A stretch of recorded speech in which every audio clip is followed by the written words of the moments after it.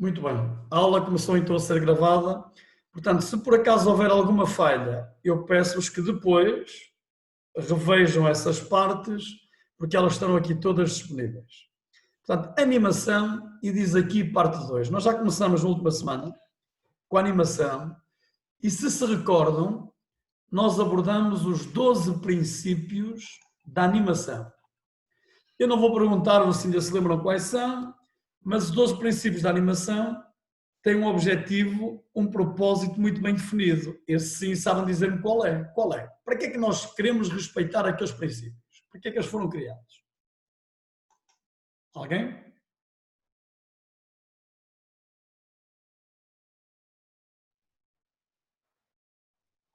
Então, ninguém quer comentar sobre os 12 princípios da animação? Bom, digo eu então. Os 12 princípios da animação foram criados para garantir quase que uma receita de sucesso. Ou seja, o animador que respeita aqueles 12 princípios é quase certo que vai manter a audiência atenta e interessada, que é ao fim e ao cabo o que se pretende com qualquer filme, seja de animação ou outra coisa qualquer. Portanto, que passe a sua história, que passe a sua mensagem e que o público, a audiência, fique sempre interessado nela. E eu vou começar, uma vez que é a tal última aula teórica, vou começar por fazer um resumo assim muito rápido do curso, daquilo que vimos até agora. E basicamente, como sabem, o nosso curso consiste em dois grandes temas. O primeiro tema, a modelação, que vocês terminaram com o componente 2, tudo que tem a ver com modelação, já deveriam ter sido capazes de finalizar com essa componente do trabalho prático. E depois a animação, ou seja, como dar vida, como é que eu posso dar vida aos meus personagens. Isso aqui é a animação, que já começamos então na última aula. Hoje em dia, nós já atingimos um patamar onde a modelação ou melhor, onde com a modelação já é possível realizar praticamente quaisquer atores, quaisquer cenas virtuais. Aliás, e isto já não seria virgem, já há vários casos desses, vários exemplos, em que nós já temos filmes 100% virtuais e que aparentam reais, alguns deles. Hoje teremos a oportunidade também de ver algumas dessas coisas, algumas dessas evoluções. Depois, ainda na modelação, nós vimos várias técnicas da modelação.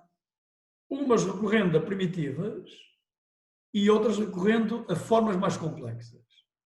No primeiro, nas primitivas, nós vimos polígonos, nós vimos esferas, elipsoides, touros, etc, etc. Vimos curvas, superfície de revolução e não vimos, mas vocês terão que ver agora e terão a oportunidade de ver, partículas, ou seja, sistemas que permitem gerar água, fogo, fumo, etc, etc, etc. Tudo isto está disponível em quase qualquer software de 3D e em que vocês poderão ser assistidos, muito assistidos até, no sentido de realizarem a modelação e a animação que vocês pretendem. Depois também tem pele e osso, ou seja, como criar um esqueleto e como atribuir pele a esse esqueleto.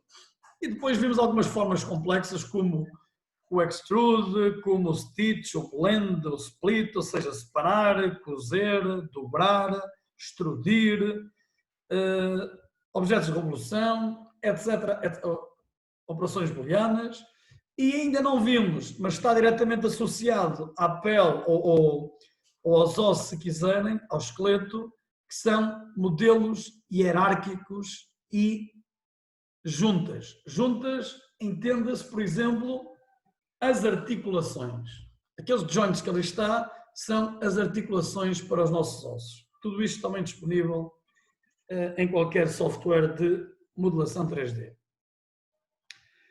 E depois temos aqui alguns resumos muito rápidos que eu posso fazer com a revolução, com cozer, ou seja, juntar várias coisas, com a extrusão, e depois com a subdivisão em superfícies, que isto sim é, digamos, o estado mais avançado da modelação. É o modelador ser capaz de ele próprio manipular a geometria, acrescentando ou retirando nós, arestas, etc., no sentido de fazer dela o que pretende. Qual é a vantagem? A vantagem é que torna, ao manipular diretamente os polígonos, portanto a nossa malha, torna a parametrização da superfície mais suave. Primeiro, mais suave do ponto de vista visual, depois mais suave do ponto de vista geométrico e finalmente mais suave do ponto de vista de peso que isso vai custar para a renderização, por exemplo.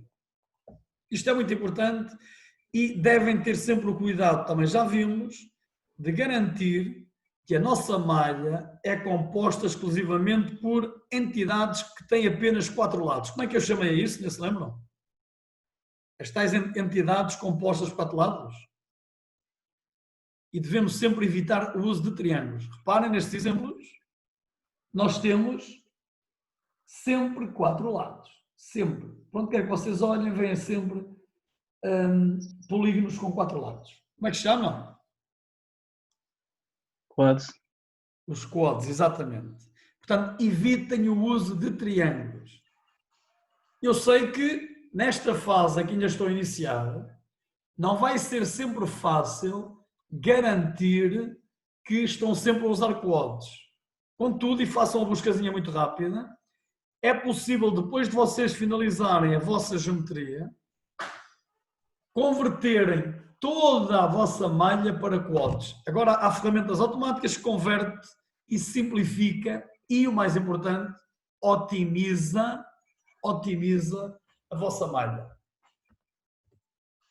E temos aqui um exemplo, que eu acho até que já tinha mostrado. Reparem, só temos uma malha para compor ou para definir este objeto, que já é relativamente complexo. E depois está aqui já renderizado o nosso personagem. Pele e ossos, isto também vão ver, ou seja, não é mais do que definir e é mesmo colocar os ossos, dizendo dentro do nosso modelo quais são as dimensões dos ossos, definindo o tipo do osso e definindo articulações e a hierarquia. A hierarquia, entenda-se, é como é que um osso está dependente do osso anterior. Imaginem os vossos braços. O nosso braço não é completamente independente do resto do nosso esqueleto. É verdade que eu posso, na articulação, por exemplo, do cotovelo, só rodar em torno dela, mas depois o meu ombro, por exemplo, se eu deslocar na articulação do ombro, todo o resto do braço vai atrás. Portanto, a articulação do cotovelo depende da articulação do ombro. A articulação do pulso depende da articulação do cotovelo, que por sua vez depende do ombro, etc. Depende, quer dizer que se mover uma delas, a outra terá que ser movida obrigatoriamente. É isto que quer dizer. Partículas, e também já vimos no Carros, lembra-se do filme Carros, vimos a complexidade, assistimos ao testemunho dos produtores e dos animadores a mostrar o problema que foi fazer estas partículas, um sistema de partículas, sobretudo do ponto de vista dos recursos informáticos. É mesmo muito, muito pesado. Os tais modelos hierárquicos aqui também, por exemplo, aqui neste carro, sempre que o carro se desloca, por exemplo, 2πr, 2πr é o perímetro de uma roda, portanto, sempre que ele anda ao perímetro de uma roda, a roda tem que dar uma volta completa. É só para dizer que, se quiserem garantir alguma fidelidade com a realidade, têm que garantir estes pormenores. Não é só pôr aquilo andar para a frente e depois as rodas andar a uma velocidade isolada do resto do carro. Não, não. Estes modelos têm que ser criados, modelos hierárquicos. Relativamente à animação, depois de fazer aquele resumo sobre a modelação, na animação nós temos, sobretudo, duas grandes categorias, dois grandes grupos de animação. Aquela que chamamos a animação assistida por computador e uma outra animação gerada por computador. Reparem que há apenas aqui uma nuance. Numa diz assistida, a outra diz gerada por computador. Querem comentar? Querem tentar alguma coisa para tentar explicar qual será a diferença entre assistida e gerada? Assistida não é que nós fazemos o desenho do boneco e o computador basicamente ajuda-nos a animar, enquanto que o gerado, o computador é que gera a animação no sentido que como é que eu explicar? Tem funções que ajudam a animar. É praticamente isso, muito bem. Quem é que estava a falar? Que eu quando partilho o ecrã deixo de ver o vosso nome? Eu, Miguel Costa, ou Miguel Ângelo. Ok, Miguel Ângelo. Sim, é mesmo isso que estamos a falar. Repara, assistida quer dizer assim. Ok, já não é mais como era antigamente, em que o modelador e o animador tinha que fazer tudo à unha, mas completamente tudo. Cada frame tinha que ser preenchida, tinha que ser pintada a minha cena, etc, etc, etc. Isto era mesmo muito moroso. Agora mantemos ali um intermeio, ou seja, o que nós fazemos é o modelador ou animador, neste caso estamos a falar de animação, vai definir as cenas, as ações principais e vai depois permitir que o computador o assista, o ajude a passar de uma cena para a outra, fazendo o quê? Preenchendo, recorrendo a métodos automáticos, preenchendo os movimentos. Mas atenção, isto ainda faz com que depois haja muito trabalho manual. Temos que ver se aquilo que é proposto pelo computador é ou não exatamente o que eu pretendo. Se não for, são necessários pequenos ajustes. Até se quiserem, na animação normalmente é feito assim.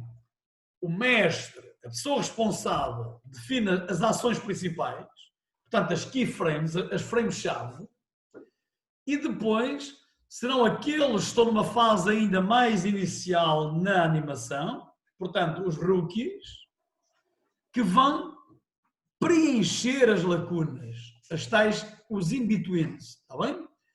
E porquê? Porque o mestre garantiu que os principais movimentos estão bem definidos, as lacunas podem ser preenchidas por quem está numa fase ainda inicial e com a ajuda do computador acelera esse processo.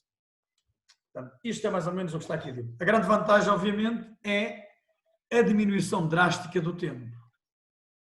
A animação gerada por computador, como dizia o Miguel Ângelo, já não é só assistir, já faz recurso a algoritmos, a leis da física, que são programadas e que, em função do que eu quero animar, ele vai fazer quase sozinho. Portanto, é isto que estamos a falar, embora muitas vezes, ou quase sempre, eu ainda vou ter que fazer algum trabalho manual porque tenho que garantir que aquilo está exatamente como era suposto estar. Aqui, e é mais-valia, nós fazemos recursos a técnicas de alto nível. E já vamos ver o que é isso, o que é a diferença entre técnicas de alto nível na animação e técnicas de baixo nível.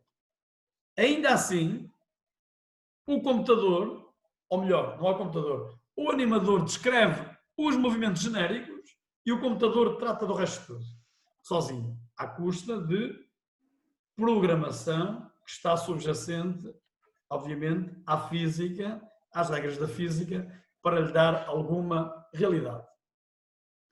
Vamos agora ver então o que é isso das diferenças entre as técnicas de baixo nível e técnicas de alto nível.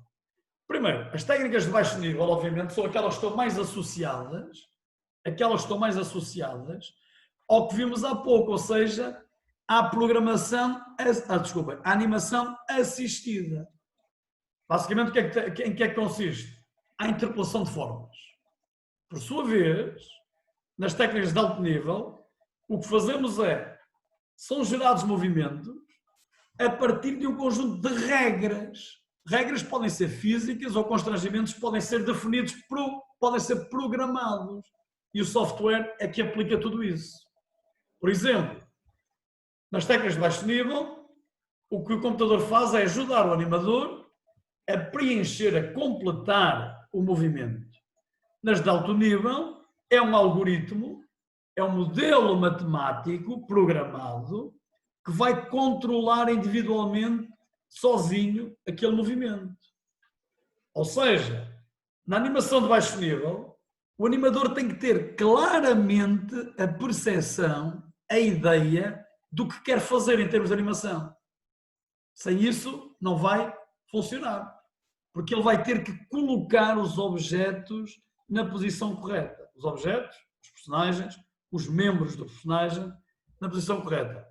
Enquanto que as técnicas de alto nível, a computação é muito mais sofisticada. Nós usamos, como eu dizia, definições físicas para definir o movimento. Ou seja, nós temos um nível de abstração, ou seja, é outra forma de olhar para o nível de desempenho. O desempenho de performance da nossa animação.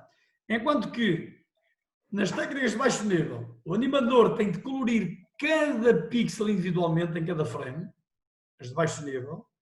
As de alto nível, podemos fazer um filme completamente automático, quase dizer ao computador, olha, faz aí um filme sobre um cão. E ele já sabe que é um cão, já sabe como é que o cão se movimenta, já sabe que tipo de locais é que os cães frequentam e era possível apresentar do zero um filme, uma animação toda gerada por computador. Até aqui, querem dizer alguma coisa?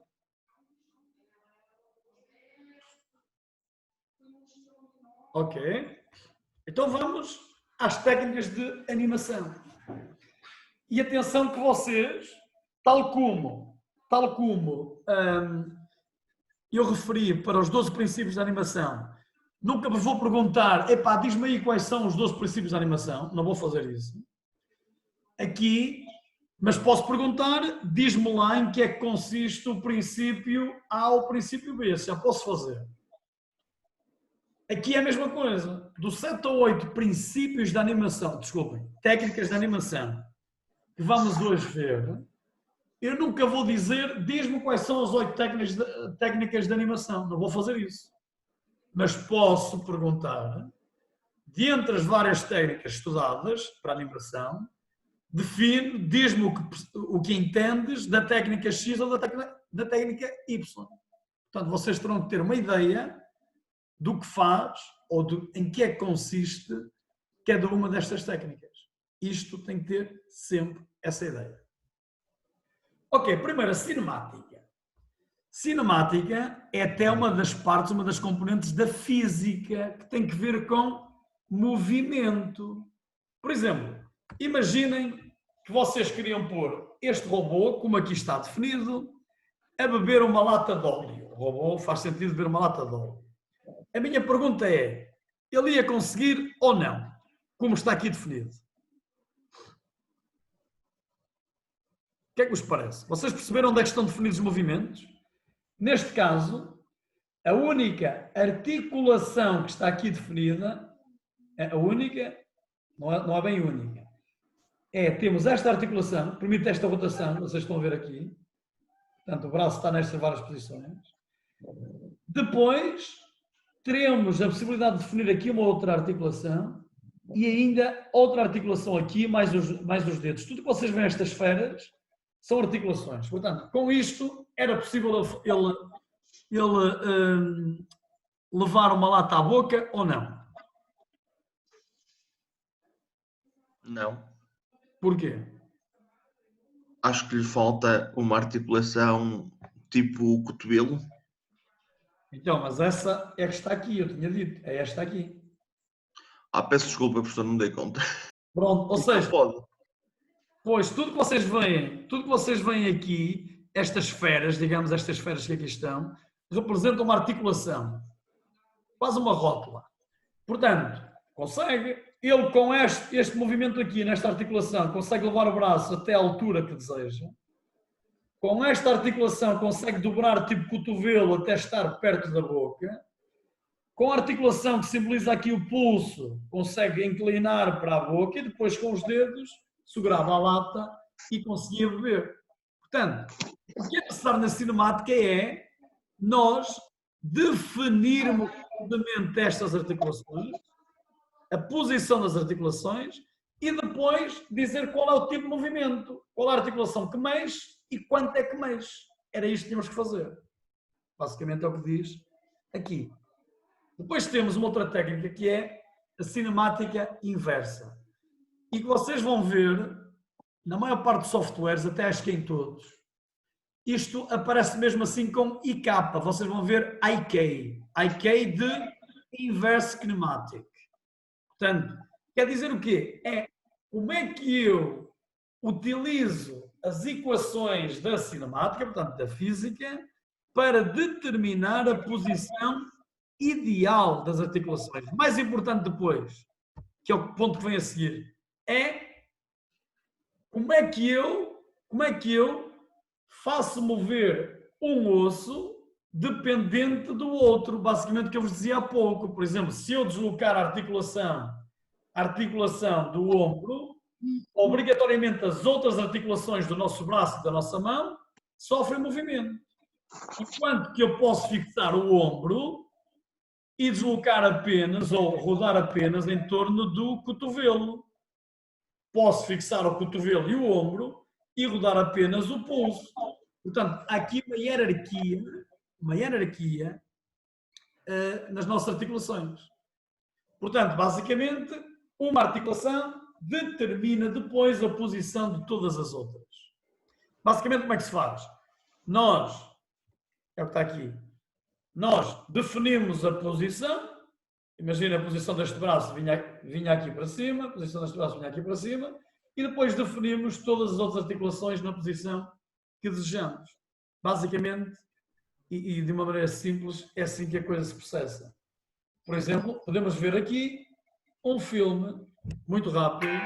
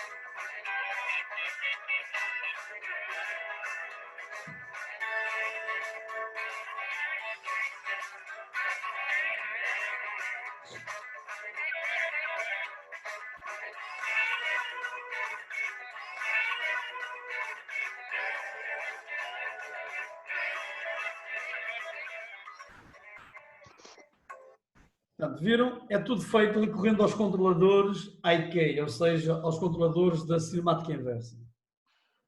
Depois temos a tal técnica que é talvez aquela que foi mais popular e é talvez aquela que vocês vão usar mais, mas eu recomendo que vocês explorem bastante aquela de usar os ossos, esqueletos e não sei o quê. Eu vou disponibilizar depois alguns tutoriais para ver como se fazem. E não é assim tão complicado, é só perceber o princípio e a importância da hierarquização dos ossos, das articulações. É só isso que tem que saber. Depois a animação por keyframes, que é a tal muito tradicional, que recorre a keyframes para vocês definirem as posições principais e depois todos os in-betweens, digamos, ou os twinning, são preenchidos automaticamente. Basicamente, está aqui este exemplo de uma bola saltitar, em que só se coloca a posição da bola cá em cima a sair, a posição da bola esmagada aqui e depois ir esticando e a posição da bola aqui. Com estas 3 keyframes, o resto pode ser tudo interpolado. Portanto, atenção aqui que quando se diz esta interpolação por keyframes, não estamos a falar apenas os objetos, podemos estar a falar para tudo, para as luzes, para os objetos e para todos os outros parâmetros envolvidos na animação. Pode ser tudo assim feito. A interpolação, esta aqui é linear, deste ponto para este ponto e deste ponto para aqui. Mas pode ser muitas outras coisas, ou seja, eu posso usar uma curva em vez de uma reta para interpolar esta animação. E pôr os objetos a acelerar. Então, peço que desliguem os microfones, que eu tenho o microfone ligado. Está-se a ouvir o ruído de fundo.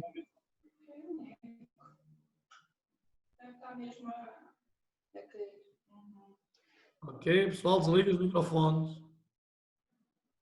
Eu não soube nada nos microfones, não é? Eu estou a ouvir, não se ouve nada dos microfones. Portanto, ouve-se. Quem tem o microfone ligado?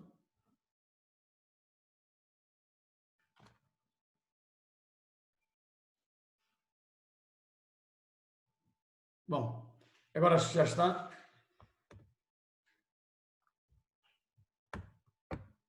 Temos aqui outro exemplo. Reparem, este já foi animado recorrendo a keyframes. Conseguem, por uma coisa simples como esta, conseguem movimentos e por cima isto é quase um robô, portanto não tem que se preocupar com aquele realismo. Pode ser difícil, só com keyframes, mas aqui fica uma animação o quanto basta. Finalmente uma outra que vocês já viram, tenho a certeza muitas vezes, que é a captura de movimentos, ou seja, muitas vezes, isto sobretudo no cinema, para dar uma ilusão mesmo muito realista das coisas, usam-se personagens reais, portanto pessoas, essas pessoas são equipadas com um conjunto grande de sensores, isto que vocês estão a ver aqui são sensores, que reparem, o computador vai depois construir esta malha, esta rede que vocês aqui veem, que é uma estrutura a ligar os vários sensores, e depois podem fazer a animação com base na posição destes sensores, que ao fim e ao cabo funcionam quase como rótulas e que diz como o nosso corpo se movimenta. Os movimentos, obviamente, são muito mais reais, e cada articulação, o movimento de cada articulação é captado diretamente, como eu vos dizia, do sensor. Reparem onde tem, nos pulsos, no cotovelo, no ombro, na cabeça, nos joelhos, etc, etc. Tudo o que são articulações deve ter um destes sensores. E gravam-se mesmo as cenas reais. Por exemplo, vocês vão reconhecer este filme, Avatar. Reparem como foi filmado o Avatar. Tudo isso são sensores que ele tem.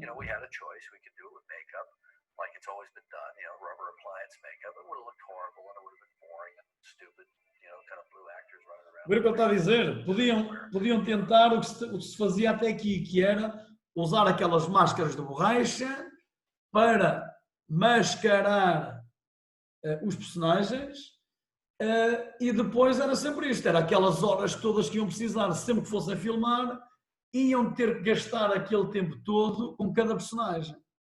Muitas horas mesmo, e às vezes para filmar uns minutos. Portanto, nem sequer era realista, e do ponto de vista económico e de trabalho e de tempo era muito, muito, muito dispendioso. Portanto, o que é que se fez? Recorreu-se a esta técnica.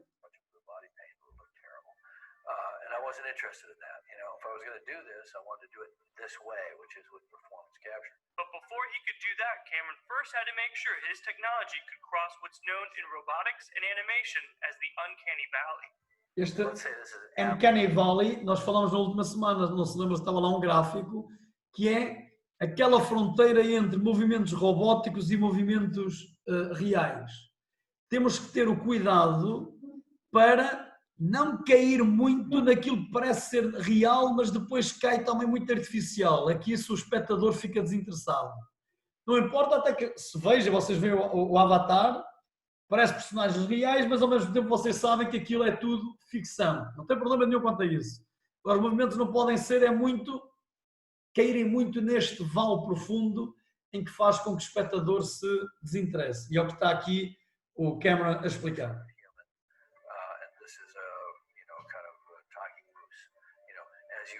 human, our attraction to the character goes down. And then at the last second, just when you get to a true human look, it goes back up. Well, we needed to get on the far side of that dip in the response curve, which is called the uncanny valley.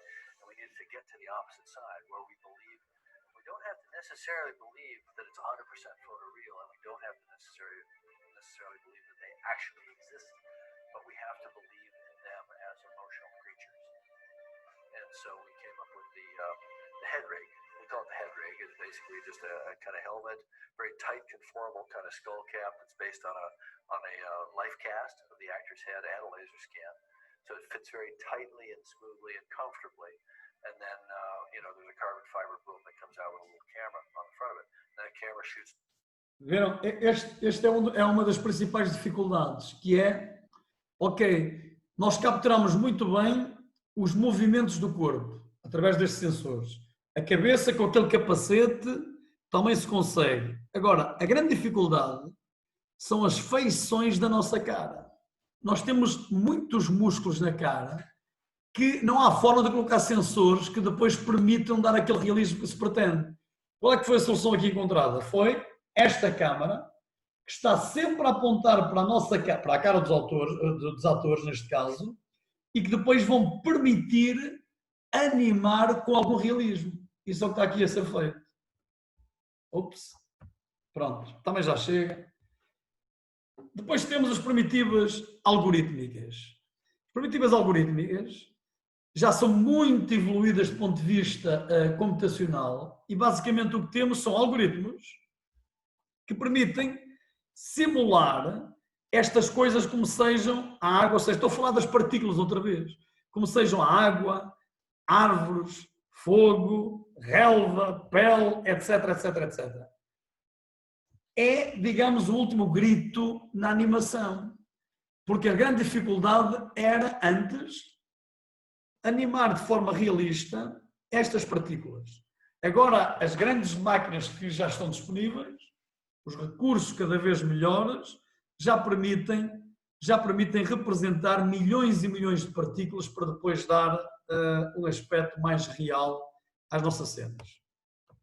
Depois temos os modelos DAG, e estamos quase a terminar as várias técnicas. DAG quer dizer, em português, o grafo acíclico direcionado. Mas basicamente é só isto, é uma estrutura em árvore, que permite criar também hierarquias, dependências. Por exemplo, um automóvel tem o chassi, e a este chassi do automóvel estão ligadas 4 rodas. Se nós fizermos isto até com uma estrutura ou uma programação orientada a objetos, como vocês estão a dar em Dó, nós podemos reutilizar os objetos. Podemos fazer uma roda, essa roda já está definida, os graus de liberdade, que tipo de movimento, que tipo de ação, etc. Posso mudar o chassi, por exemplo, o carro, e atribuir sempre as mesmas rodas, depois com ligeiras diferenças só na cor, no tamanho, na textura, não sei o quê, mas tudo o resto está animado. Esta é uma grande vantagem deste tipo de modelos DAG.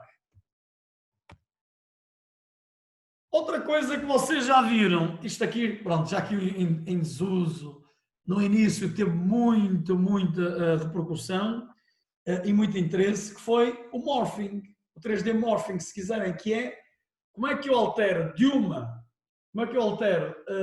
uma imagem para outra, dando assim um certo realismo. E vocês, se calhar, já viram este Black and White do Michael Jackson. Não sei se alguém é fã do Michael Jackson ou não e sabe do que é que eu estou a falar. Sim? Sim. Sim. Sabem o que é que eu estou a falar aqui, não é? Ou seja, deste vídeo, em que passamos de uma cara a outra, fazendo aqui um crossfading.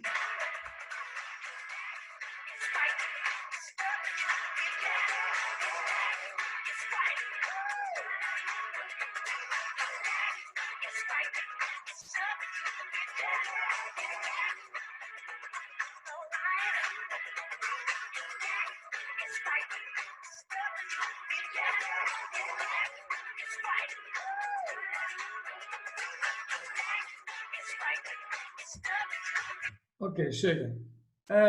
Isto hoje era muito fácil, até vocês se calhar conseguiam fazê-lo. Basicamente o que tem que fazer é identificar pontos homólogos nas várias caras e na transição fazer um crossfading com uma pequena rotação, que é para não parecer, porque senão uma cara é mais gorda, mais volumosa do que outra, obviamente se ficasse tudo fixo vocês iriam ver aquela grande diferença.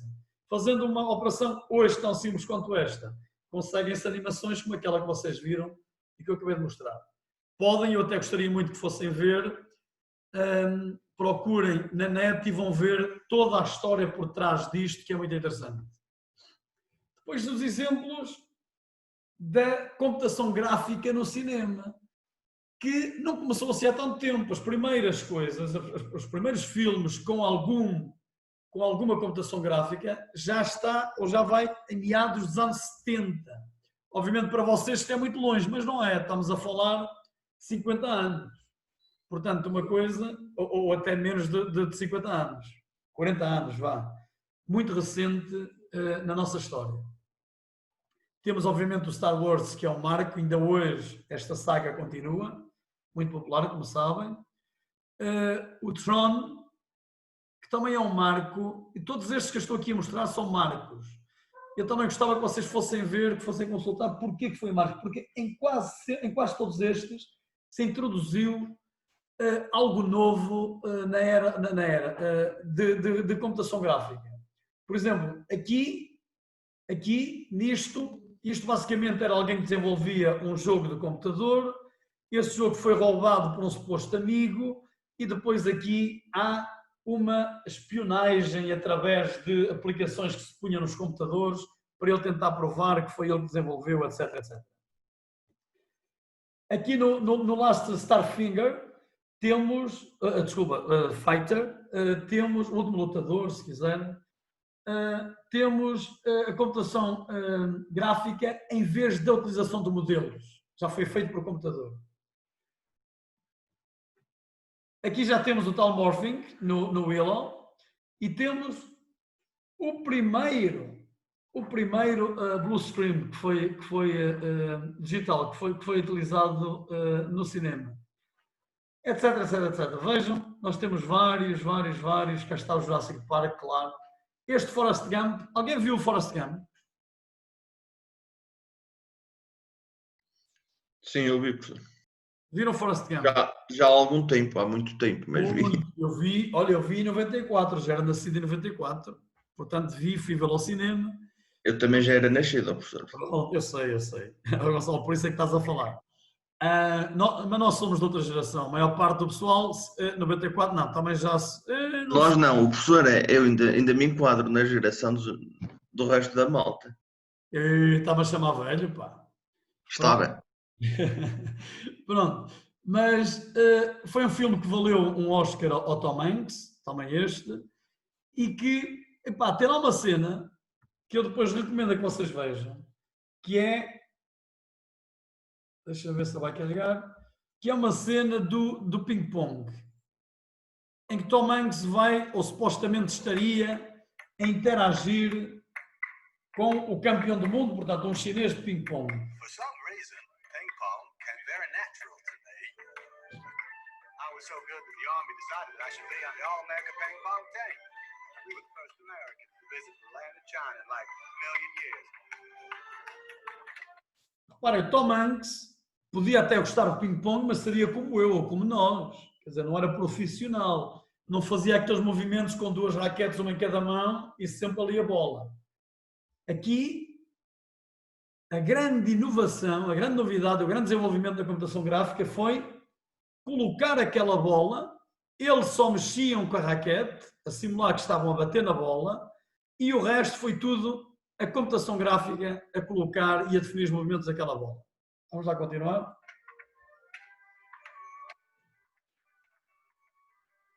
Estão a ver como ele jogava? Nada.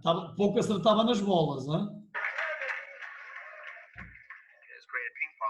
Tom Hanks is, he's not as good as what Forrest has to become, so we did that using movie magic.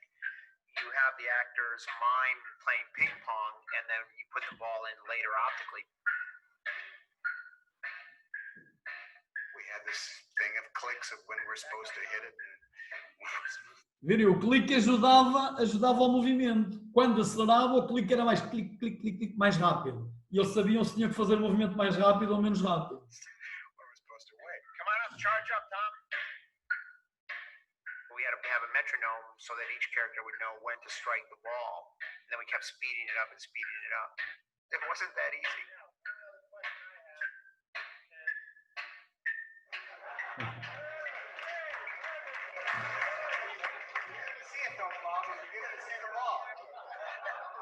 Of course, very typically, they hire the greatest ping pong player in the world to be Tom's opponent. Of course, this guy's never played without a ball before.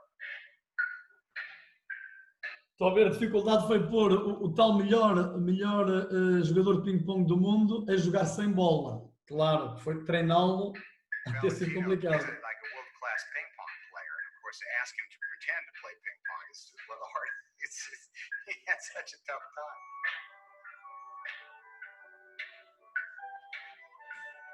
It was hard for him to play without a ball. But this guy did great.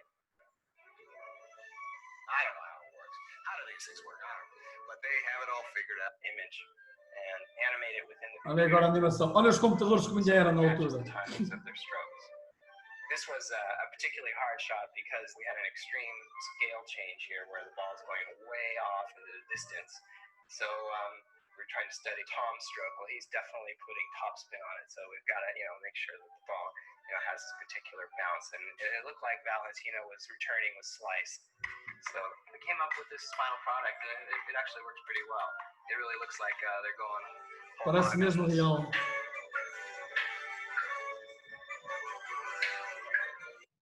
Ok. Podemos avançar.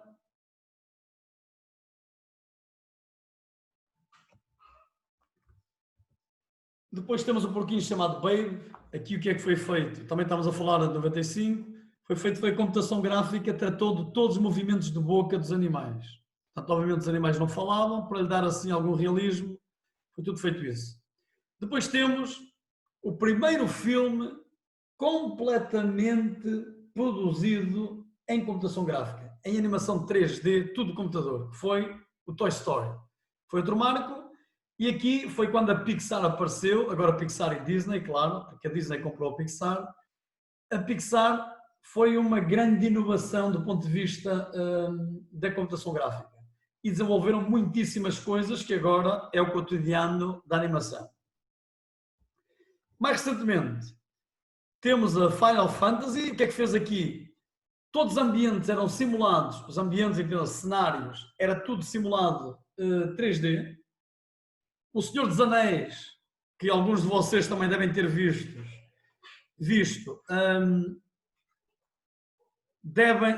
foi a primeira vez que o 3D simulou multidões e animou multidões. Ou seja, mas isto tem muitas multidões. Como vocês viram, aquelas lutas eram todas feitas por computador, fazendo o quê? Cada personagem tinha vários parâmetros, como por exemplo, se era mais guerreiro ou menos guerreiro, se era mais destemido ou menos destemido, se era mais madricas ou menos madricas, etc. E em função disso, eles iriam ter o seu comportamento distinto. Portanto, o computador conseguiu isso e vocês veem que, se prestarem atenção ao Senhor dos Anéis, vão ver que alguns guerreiros fogem da batalha. Portanto, estes parâmetros eram ou foram definidos de tal maneira que o computador, em função daquilo, decidiu que eles iriam desertar. Portanto, muito interessante esta parte. O Avatar, já vimos. O Estranho Caso de Benjamin Button. Outro filme, eu não sei se viram, mas basicamente é aquele em que o Brad Pitt nasce velho e à medida que os anos passam vai ficando mais novo, até que vai morrer bebê, recém-nascido. A história, obviamente, que filosoficamente é muito interessante, porque leva a pensar. Portanto, nós quando somos velhos, as pessoas com quem nos deveríamos dar eram as crianças, porque têm o mesmo estado, o mesmo nível de desenvolvimento que nós, e quando somos depois bebés, quando somos crianças, é que já sabemos muito, já temos grandes vivências, deveríamos darmos com os mais velhos. Portanto, muito, muito complicado. E eu até vou mostrar aqui um bocadinho de como foi feito esta parte para envelhecer o ator.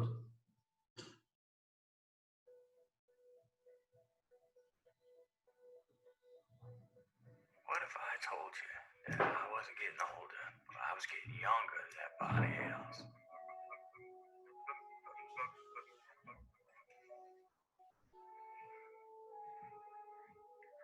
Oh, yeah, man, but I look a lot older. God bless you. Rise! Say hallelujah.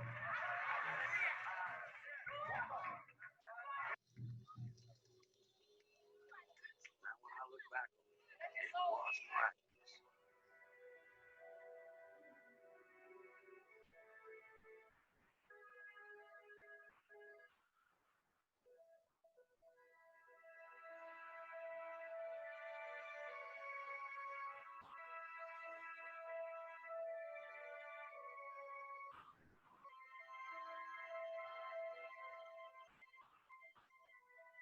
What if I told you that I wasn't getting older, but I was getting younger than everybody else?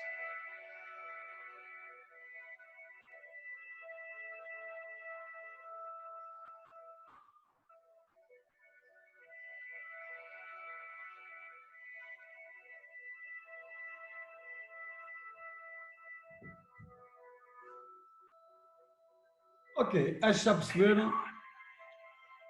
Estão a ver aí a 3D? I felt pretty good, considering.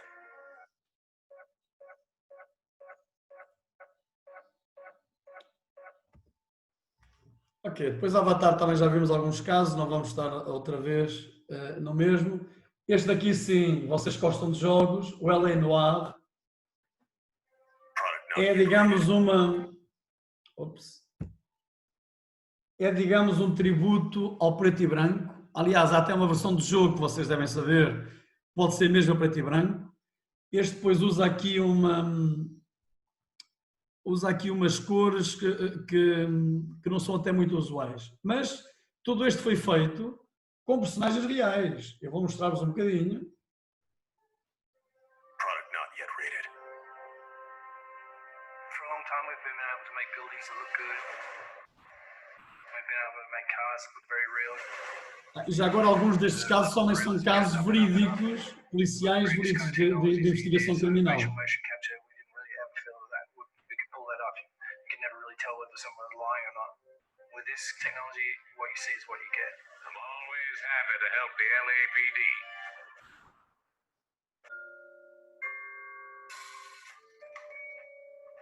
Started research on it about 5 years ago. Back then, only research groups were already doing it. This kind of 3D mesh generation from optical camera. Reparem, a investigação para isto durou 5 anos, pelo menos. 5 anos.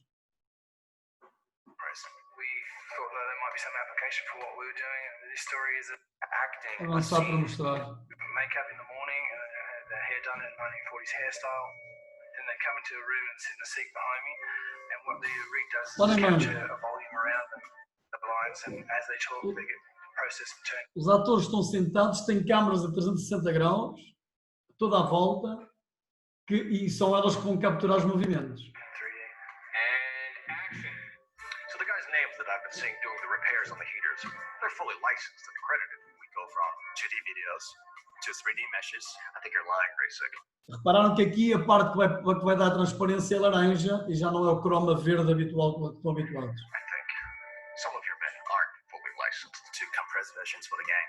I think some of your men aren't fully licensed. You're desperate to cover your sales. The level of detail is just so high that just like the real person in life.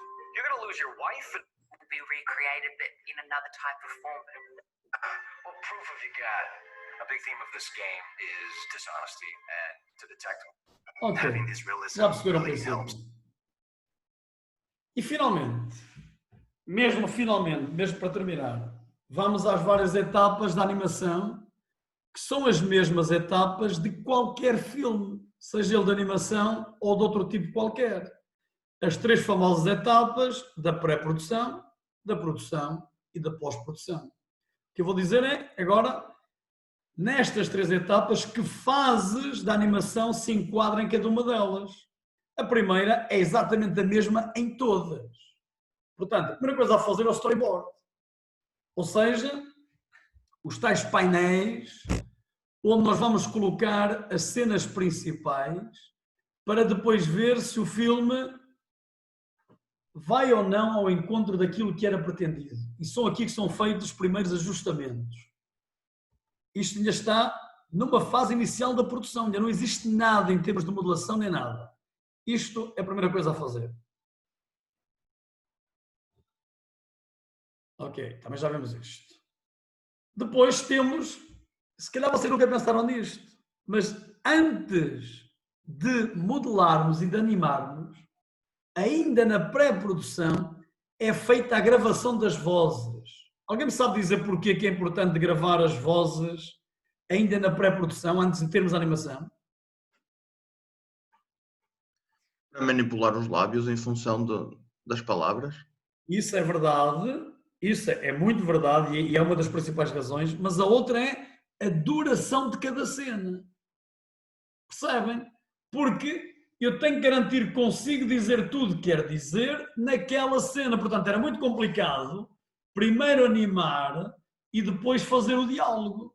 Era muito complicado. Portanto, tenho que garantir que as cenas têm uma duração que permite o personagem ou ao personagem dizer tudo o que tem que dizer. E também isso, obviamente, ajustar o movimento dos lábios, dos personagens e tudo àquilo que se está a dizer. Portanto, a gravação do Ratatouille está aqui. Isto é muito interessante. Eu também vos mostrava um bocadinho deste vídeo, mas depois sigam aqui o link e vejam como eles se divertem e, mais importante, como é difícil esta fase da gravação das vozes, mesmo muito complicada. Ainda aqui temos aquilo que nós chamamos o desenho conceptual. Conceptual vem de conceito, ou seja, terá de ser possível, com sketchzitos, produzidos ainda nesta fase, nós termos primeiros modelos para que o responsável, ou seja, o realizador, veja se é aquilo que ele quer. Porque ele vai explicar o que quer aos animadores e aos modeladores, mas tem que garantir que é exatamente isso que ele quer. E usa os primeiros sketches. Ok, ajusta mais assim, o personagem mais assim, mais assado, etc. Ainda nesta fase tem que ser feito isto. Finalmente vem a fase da produção. E na fase da produção é que vai dar todo o trabalho da modelação.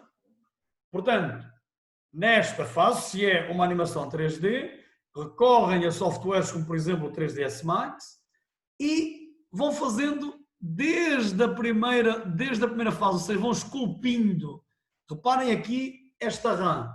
O que está a ser feito nesta RAM, neste sábado, o que está a ser feito é, primeiro, mais grosseiramente a forma e depois manipulando a malha até terem o modelo final. Tal e qual como se pretende que vocês façam. Ainda na produção temos o rigging. O rigging é uma etapa fundamental. É basicamente dizer onde estão as articulações e que tipo de movimentos é que as articulações fazem. E é, se calhar, o próprio rigging é uma área nova da animação. E há especialistas só para rigging, só fazem rigging. Basicamente é criar locais no nosso modelo e condicionar o movimento a algumas coisas específicas. Imaginem um carro, fazer o rigging de um carro. O rigging de um carro é coisas que podem demorar semanas, a 8 horas por dia, a trabalhar nele. Porque um carro não são só as rodas. São as rodas, são os amortecedores, são todas as partes móveis, etc, etc. E agora imaginem o que era fazer a animação de um carro e depois vocês têm um trabalho que é animar outro carro diferente. Iam ter que gastar novamente o mesmo tempo a fazer tudo de raiz.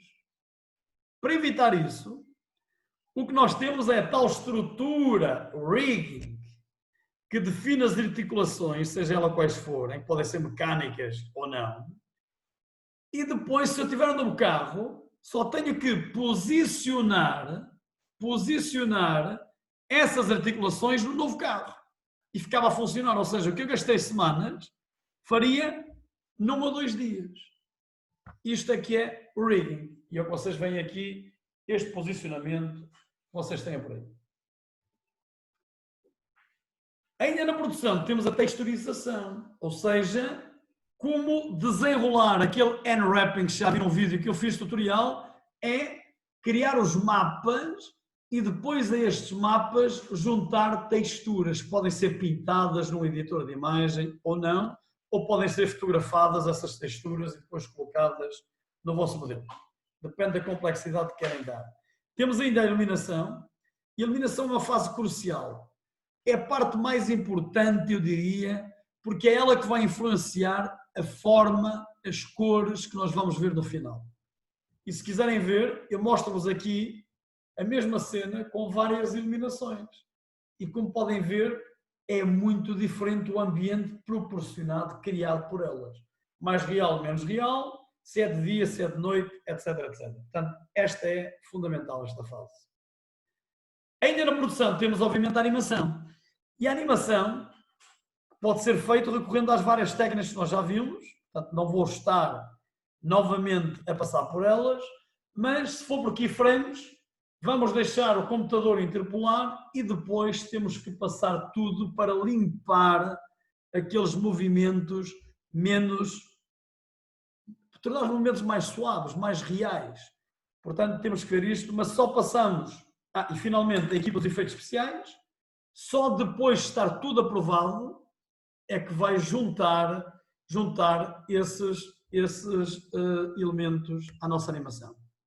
Finalmente, a pós-produção, são todas aquelas ferramentas que temos disponíveis, quer para o som, quer para o vídeo, para manipularmos ou darmos o aspecto final, juntarmos tudo, basicamente, até fazermos a nossa animação.